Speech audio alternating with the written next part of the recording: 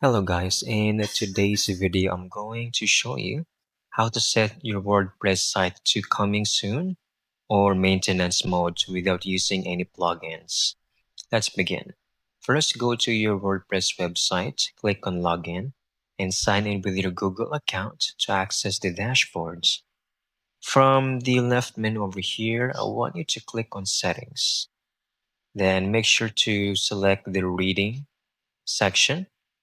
Then over here, I want you to scroll down and find the coming soon option. It should just be on the site visibility section. Click on that and it will show more options in here, either public or private.